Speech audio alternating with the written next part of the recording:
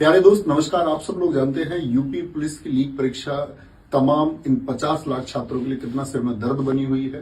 दोस्त आप लोगों को पता होगा कि आप सबके इस हक को दिलाने के लिए कि ये 60,244 लोग इस वर्दी को पहने, उसके लिए आप लोग निरंतर जब से परीक्षा रद्द की खबर आई है तब से लगातार प्रयास कर रहे हैं कि ये परीक्षा आपकी रद्द होनी चाहिए, फिर से परीक्षा हो। इसके लिए साथ ही कल मैंने आपका ये पैदल यात्रा के लिए मैं अनाउंस किया कि हम सब लोगों की बात हुई इसके लिए कि हम इसमें शामिल होंगे सब लोग, और सारे टीचर्स इसमें शामिल होने वाले थे और बच्चों को भी इसकी लोकेशन दे दी गई कि भाई हम इसको यहां से शुरू करेंगे और लखनऊ तक लेकर के जाएंगे।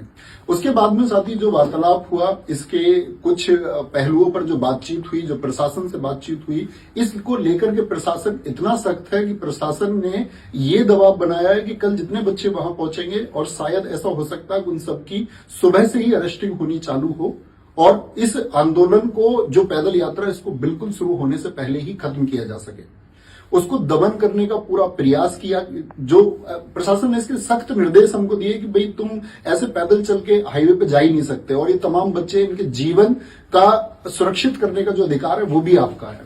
और उन्होंने हमसे ये बात की एश्योरिटी ली है कि बच्चे का अगर किसी का भविष्य खराब होता है तो तुम्हारी जिम्मेदारी है। और दोस्त इस बात में आप भी जानते हैं कि इस बात से आप भी सहमत होंगे कि इतने सारे बच्चे यदि पहुंचे और कोई चीज सुचारू रूप से चल पाए, इस बात की कोई गारंटी नहीं है।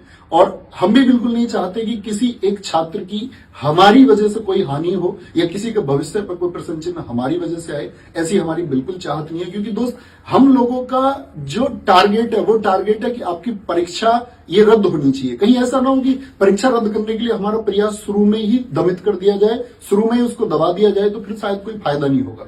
तो जितने भी इस प्रदेश के या अन्य प्रदेशों के अध्यापक हैं, हम सब आपस में चर्चाएं कर रहे हैं इस बात के लिए, और आज शाम तक हम इस बात के लिए एक क्लियर विजन बना लेंगे कि वो कौन से ऐसे पहलू हैं या कौन सा वो पक्ष है जिस पर हम काम करते हुए आपकी पुनः परीक्षा करवा पाए और जिससे हमको ये रिजल्ट मिले कि भाई दोबारा परीक्षा होने की श्योरिटी है और वो हो जाएगी। तो इस बात के लिए चर्चाएं आज चलती रहेंगी, क्योंकि दोस्त आपका भविष्य आपके भविष्य के लिए किया जा रहा है। और अगर आपके भविष्य के लिए कुछ कार्रवाई करते समय पर आपके भविष्य पर ही कोई दाग लगे या आपका भविष्य किसी तरह से भी बर्बाद होने के चांसेस हो या आपके कहीं भी फंसने के चांसेस हो, तो फिर उस आंदोलन का कोई महत्व नहीं बच जाता। इसीलिए हम कल साथ ही सुबह पैदल चलेंगे या नहीं चलेंगे, तो मैं पहले एक बात बता दूं, अभी ये तय नहीं है। अगर हम कल पैदल चलते हैं तो इसका मतलब सिर्फ टीचर्स जाएंगे, उसमें कोई बच्चा ना जुड़े, क्योंकि स्पेशली हिदायत है सबको कि बच्चे उसमें नहीं होने चाहिए।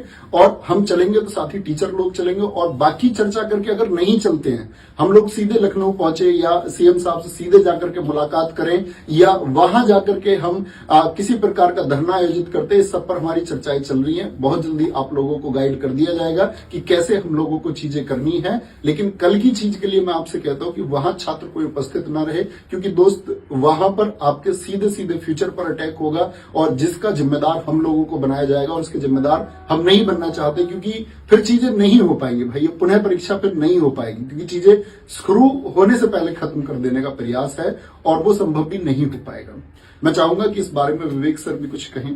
तो जैसे आप जानते हैं, सर ने बहुत ही मतलब आप लोगों का सोच के, आपके जो आज इतनी मेहनत से सर ने तैयारी कराई, हम सभी लोगों ने, आपका वो जो सर का विजन था वो बहुत साफ था और बहुत अच्छे मन से सोच के इन्होंने, बहुत मेहनत लगती उसमें, उन्होंने बहुत अच्छा प्रयास लिया।